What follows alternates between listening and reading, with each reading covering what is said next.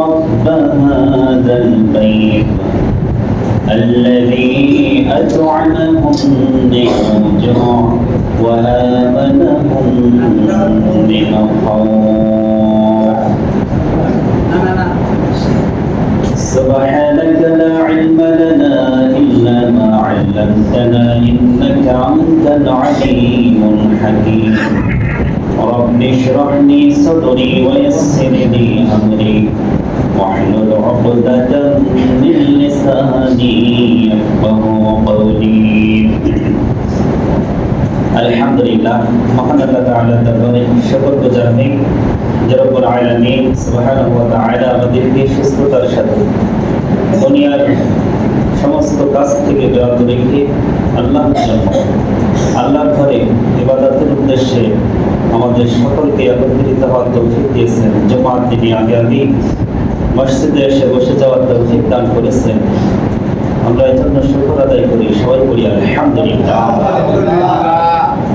লাখো কোটি দরুদ ও সালাম বর্ষিত হোক সাইয়্যিদুল মুরসালিন আশরাফুল আম্বিয়া রাহমাতুল লিল আলামিন খাতামুন নবিয়্যিন হযরতে মুহাম্মদ রাসূলুল্লাহ সাল্লাল্লাহু আলাইহি ওয়াসাল্লামের উপর। আল্লাহ তাআলা আমাদের সকলের জন্য জুমার এই খুতবাকে হিদায়াতের ওসিলা হিসেবে কবুল করুন, আমিন। আমরা ধারাবাহিকভাবে নামাজের পবিত্র সূরা থেকে আলোচনা শুনছি।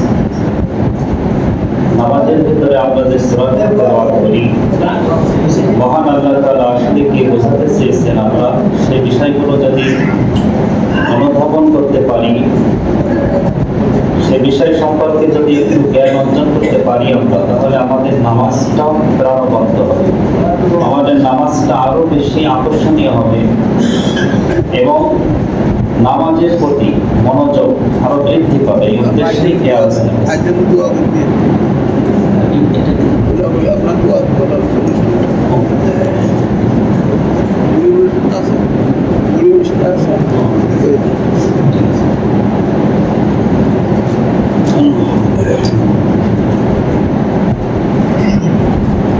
নামাজে আমরা যে সূরাগুলো পড়ি বা দোয়াগুলো পড়ি, সেগুলো যদি আমরা অর্থ জানি, একটু বুঝি, তাহলে আমাদের নামাজটা আরো বেশি সুন্দর হবে।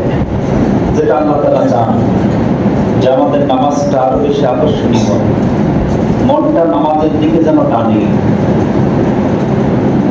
হৃদয়টা যেন উজাড় করে দিতে পারি, এটা আল্লাহ তাআলা চান যে আমরা যেন বুঝতে পারি, অনুধাবন করতে পারি। আল্লাহ তাআলা বহু জায়গায় বলেছেন, আফালা ইয়া'কিলুন, তারা কি অনুধাবন করবে না? তোমরা কি একটু চিন্তা করবে না? সব বিষয়ে তখনই চিন্তা, তখনই বোঝ আসবে যখন আমরা এটা জানতে পারি, যখনই আমরা এর ভিতরে কি আল্লাহ তাআলা বোঝাতে চেয়েছেন সেটা যখন কিছুটা হলে, যদিও কোরআনে সব অনুধাবন করার সেই মেধা, সেই এলেম আমাদের নাই। আল্লাহ অনুগ্রহ করে যার যতটা দেন সে ততটা পায়। এলেম এমন জিনিস যা জোর করে হয় না, গার বলে এলেম অর্জন হয় না, এটা ধৈর্য সবর করে, সাধনা করে, কাকুতি বিনতি করে, বছরের পর বছর, রাতের পর রাত, দিনের পর দিন সাধনাই অর্জনের জিনিস হলো এলেম। সেই এলেম যে রাসূল সাল্লাল্লাহু আলাইহি সাল্লামকে আল্লাহ দিয়েছিলেন, পৃথিবীর শুরু এবং শেষের এলেম, তার মাধ্যমে উম্মত পেয়েছে এলেম। আমরা এমন এলেম পেয়েছি যে এলেম আগের উম্মতেরা পায়নি। আগের উম্মতের হায়াত ছিল বেশি, শক্তি ছিল বেশি, কিন্তু এই উম্মত দুর্বল হয়েও, হায়াত কম পেয়েও যে এলেম, যে মর্যাদা পেয়েছে, যা আগের উম্মত শক্তি বেশি হায়াত পেয়েও পাই নাই। সুবহানাল্লাহ। তো আমরা রাবি সূরা ফিল থেকে আলোচনা শুনেছি। প্রত্যেকটা সূরার সাথে এক সূরার মিল আছে। সূরা ফিলের আমরা দুই জুম্মা আলোচনা শুনেছি। মোটামুটি ধারণা এসেছে যে আল্লাহ তাআলা কি, আল্লাহর বিরুদ্ধে কেউ দাঁড়ালে তাদের পরিণতি মুহূর্তের মধ্যে কি হয়ে যেতে পারে। আল্লাহর মোকাবেলায় যেসব বাহিনী আল্লাহর কাছে কিছুই, এটা আমরা সূরা ফিল থেকে অনুধাবন করেছি। আরো গভীরভাবে অনুধাবন করতে হবে যে এখানে আল্লাহ কিছু নিদর্শন আছে, বিশেষ নিদর্শন, যেমন কোরআন, ইসলাম, রাসূলুল্লাহ সাল্লাল্লাহু আলাইহি সাল্লাম, সমস্ত নবী রাসূলগণ, কাবা, এসবগুলো আল্লাহ তাআলার বিশেষ নিদর্শন। এইগুলোর বিরুদ্ধে যদি আমি দাঁড়াই, কোরআনের, ইসলামী বিধিবিধানের, রাসূল সাল্লাল্লাহু আলাইহি সাল্লামের, অথবা কাবার, অথবা আরো কিছু হতে পারে, এসবগুলোর বিরুদ্ধে যদি আমি দাঁড়াই, তাহলে ক্ষতিটা আসলে কার হবে? এটা হলো বিশেষভাবে একটা চিন্তার বিষয় বা ভাবার বিষয়, জেনে নেওয়ার বিষয়। এই সূরাগুলো যে আসলে আমি কাবার বিরুদ্ধে দাঁড়ালাম, তাহলে ক্ষতি কি কাবার হবে? আমি কাবা ঘরে একটা লাথি মারলাম বা সুযোগ পাইলাম, মেরে দিলাম, ক্ষতিটা কার? এটা বুঝতে হবে যে আমি কোরআনের দূরে সরিয়ে রাখলাম, কোরআন থেকে আমি দূরে সরে গেলাম, এতে কোরআনের ক্ষতি না হয়। আমি ইসলামী বিধিবিধান থেকে দূরে সরে থাকলাম, ইসলামী বিধিবিধানের আমি কোনো তোয়াক্কা না করি, আমি আমার মন মতো চললাম, ক্ষতিটা কার? ইসলামের নামা। আমি রাসূলুল্লাহ সাল্লাল্লাহু আলাইহি সাল্লামকে মহব্বত না করে আমি আমার মতো চললাম, রাসূলুল্লাহর জায়গায় অন্য কাউকে বসিয়ে দিলাম, তাকে অনুসরণ না করে আমি অন্য কাউকে অনুসরণ করলাম, ক্ষতিটা কার? নিজেরই হবে। এটাই অনুধাবন করতে হবে। যা আব্রাহা বিশাল বাহিনী সাজিয়ে মনে করেছিল যে আমি নিমেষে কাবাকে ধ্বংস করা, এক হাতি নিয়ে আসলেই যথেষ্ট ছিল, সেখানে 60,000 হাতি কি জন্য নেন? দাপট দেখান, যাতে করে সারা বিশ্বকে জানিয়ে দিতে পারি যে আমি কত বড় পালোয়ান। শুধু কাবা ঘর ধ্বংসই তার মূল উদ্দেশ্য ছিল না। আল্লাহ তাআলা যেটা করেছেন, কাইদাহুম ফি তাদলিল, আমি কি তাদের গোপন চক্রান্তকে নস্যাৎ করে দেইনি? তাহলে প্রকাশ্য কথা ছিল যে কাবা ধ্বংস করবে, এটা প্রকাশ্য ছিল, গোপন কিছু যেটা সে প্রকাশ করেনি। কিন্তু আল্লাহ তাআলা কি অন্তর্জামী, আল্লাহ তাআলা সেটা প্রকাশ করে দিয়েছেন এবং সেই ১৫০০ বছর পরে এসেও আমাদের মাঝেও প্রকাশ করে দিয়েছে। যা আব্রাহার গোপন চক্রান্ত ছিল তাদের পেটে লাথি, গোটা আরবকে কোণঠাসা করে দেওয়া, সিরিয়ার সাথে যে তাদের বিশাল ব্যবসা বাণিজ্যের লেনদেন, এই বাণিজ্যকে যেন নস্যাৎ করে দেওয়া, মানুষ যেন তাদের সাথে ব্যবসা না করে আমাদের সাথে, এরকম একটা গোপন চক্রান্ত নিয়ে তারা কাবা ঘর ধ্বংসের এই নিজেদের ধ্বংসলীলায় তারা লিপ্ত হয়েছে। এর আগের সূরা হুমাযা, এটা আমাদের আলোচনা করা হয়নি, এটা করতে তাহলে ফিল আরো বেশি অনুধাবন হয়। মানে প্রত্যেকটা সূরার সাথে আর একটা সূরার একটা সেতু বন্ধন আছে, সম্পর্ক আছে। আগের সূরা বুঝতে পরের সূরাটা বুঝে আসে। যেহেতু আমরা এই সূরাগুলো সব শেষের সূরা, যদি আমরা নামাজে পড়ি, কিন্তু এই সমস্ত সূরাগুলো কিসের সূরা? সূরা 114টা, আর এগুলো সব 104-5 নম্বরের সূরা। তাহলে এর আগে আরো 100 সূরা পার করে যে আমরা নামাজে পড়ি এগুলো। তাহলে এগুলো বুঝতে হলে আগে থেকে বুঝে আসতে হয়। তাহলে আমরা সূরা ফিল বুঝতে হলে হুমাযাটা একটু সামান্য আলোচনা করব। হুমাযার ভিতরে 3টা বিষয় আলোচনা হয়েছে।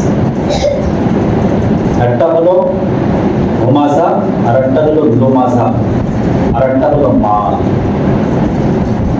জামা মাল। ওয়াইলুল লিকুল্লি হুমাযাতিন লুমাযা, ধ্বংস ওই সমস্ত ব্যক্তিদের জন্য যারা সামনাসামনি অথবা পিছনে মানুষের নিন্দা করে। সামনাসামনি এবং পিছনে, দুইভাবে মানুষকে নিন্দা করে। এদের জন্য ওয়াইল, ধ্বংস অথবা দুঃখ অথবা কষ্ট, বা তাদের জন্য দুর্ভোগ, তাদের জন্য দুর্ভোগ বড়। তারা বড়ই ক্ষতির মধ্যে আছে যারা সামনে পিছনে মানুষের নিন্দা করে। এখানে একটা গভীর বিষয় আছে, সেটা হলো যে কাজ করেছে নিন্দা, নিন্দা কাজ করেছে তার জন্য একটা ক্ষতি, যে পাপ কাজ করে তার জন্য একটা ক্ষতি, কি নিশ্চয়ই ক্ষতি, সেটা প্রকাশ করে। তাহলে সে পাপ করে এক ক্ষতির মধ্যে আছে। এখন পাপ করেছে হয়তো একজন, পাপ করেছে কয়জন? একজন। আর যে পাপ করেছে ক্ষতিটা কিন্তু তার। অপরপক্ষে এটা সমালোচনা করছে একদল মানুষ। তাহলে আল্লাহ তাআলা এখানে বোঝাতে চাচ্ছে কাকে? যারা সমালোচনা করছে সামনে অথবা পিছনে। তাকে, যে অপরাধী, তাকে,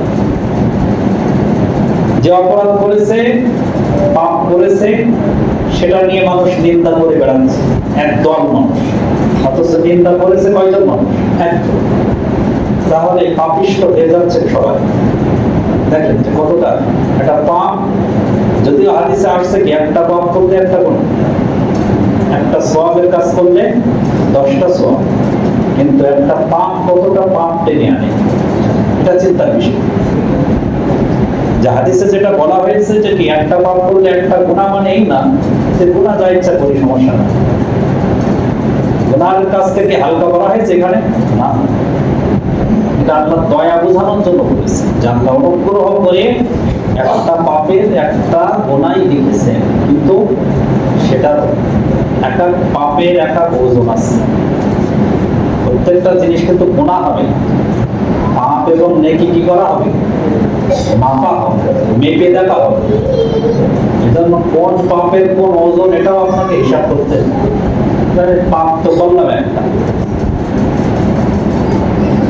পাপ তো বললাম কি একটা, কিন্তু সেটা তো হিসাব মেপে দেখতে হবে সে পাপটার ওয়েট কত। পাপ কি যে একজনের কাছ থেকে একটু জমি আমি ফাঁকি দিয়ে দিয়েছি, কিন্তু দেখা গেল যে এক দাগের জিনিস আমি নিয়েছি, তাহলে একটা পাপ পাবো। কিন্তু দেখা গেল এক দাগের 20 বিঘি জমি আছে। পাপ কি? আমি একটা ভুল একটু করি, জীবনে সব ঠিক, হজ করেছি, যাকাত দিয়েছি, তাহাজ্জুদ পড়ি, নামাজ পড়ি, সব ঠিক, কিন্তু কি পাপ জীবনে একটা করেছে, এক দাগের জমি একবারে একজনের কাছে নিয়ে গেছে। কত লাগেছে? 20 বিঘা জমি। আমি ওই এক পাপে যা করেছি, দেখা গেল একজন 14 পুরুষ ধরে ওই পাপ করতে পারি। আমি এক খোঁচায় যে পাপ করে ফেলেছি, দেখা গেছে এক বংশের 14 পুরুষ ধরে ওই পাপ করে, ওজন দিকে দেখা গেল কি এর চেয়ে ভালো। এজন্য বুঝতে হবে যে আমার পাপটা কেন। যাই হোক, তাহলে গুনাহের জন্য একটা গুনাহ লেখা হবে ঠিক, কিন্তু সেটা ওয়েট বুঝে করা হয়েছে। আর এখানে আল্লাহ দয়া অনুগ্রহ বোঝানোর ক্ষেত্রে এটা বুঝিয়েছে। কিন্তু এই যে সূরা হুমাযা, সূরাই যেটা বলেছেন যে ওয়াইলুল লিকুল্লি হুমাযাতিন লুমাযা, যারা পাপ করেনি কিন্তু পাপিষ্ঠকে নিন্দা করতে সামনে পিছনে। তাহলে একজন ব্যক্তি পাপ করে সে অপরাধী হয়ে আছে, এখন তার একের পাপ, ওই একজনের পাপ এখন কতজনের কাঁধে আসছে, কিভাবে? সামনে পিছনে ওইটাকে নিন্দার চোখে দেখি, বা ওটার সমালোচনা করি, খারাপ জিনিসটাকে উড়ি।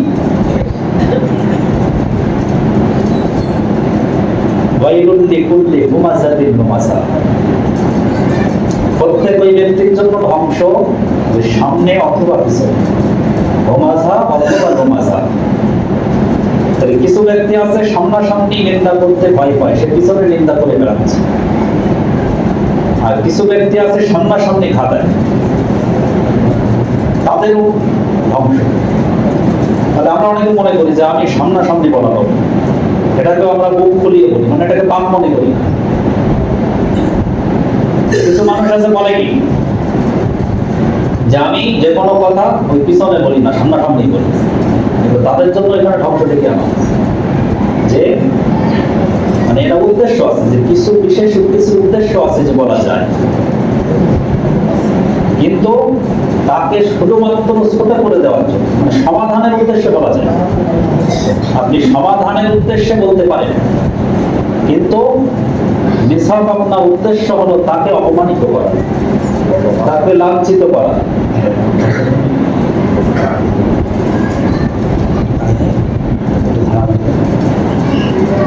তাই লাঞ্ছিত করা, অপমানিত করার লাঞ্ছিত করা, অপমানিত করার উদ্দেশ্যে যদি কাউকে আমি নিন্দা করি, তাহলে সেটা হবে অবশ্যই এই হুমাজাতের যে হুমাজাতিল লুমাজা বা ওই ধ্বংসতার জন্য অনিবার্য। তাহলে প্রথম আয়াতে দুইটা বিষয়, সূরায় তিনটা ক্ষতির কথা উল্লেখ আছে। একটা হলো সামনে অথবা পিছনে যে নিন্দা করে, আর একজন হলো জামা মাল, আল্লাযী জামা মালাহু ওয়া আদ্দাদা, মাল জমা করে এবং ওয়া আদ্দাদা গণনা করে বারবার। الذي جمع ماله وعدده يحسب أن ماله أخلده।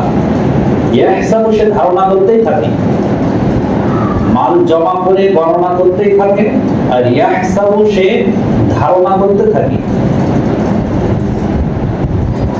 যে তার এই মাল তাকে স্থায়িত্ব করে থাকে, এই মাল চিরদিন তার সাথেই থাকে।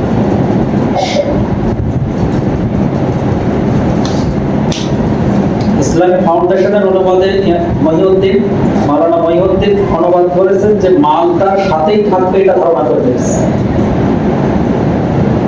আর অন্যান্য অনুবাদ করেছেন অন্যান্যরা যে মাল তাকে অমর করে রাখবে। ইয়াহসাবু আন্না মালাহু আখলাদা, এই আখলাদা চিরস্থায়ী ভাবে তার সাথে থাকবে, অথবা এই মাল তাকে অমর করবে, মানে তাকে পৃথিবী থেকে যেতে দেবে, মানে মৃত্যু যে একটা ধ্বংস, এই মাল তাকে এই মৃত্যু থেকে বাঁচাবে, এরকম একটা আশা করে। অথবা যেখানেই যাক না কেন এই মাল তার হাতছাড়া হবে না, এরকম একটা আশা করে যাবে। মানে সম্পদ জমা করে বারবার গণনা করে আর ধারণা করে যে এটা আমার সাথে চিরদিন থাকবে, এই ব্যক্তির জন্য ওই ধ্বংস।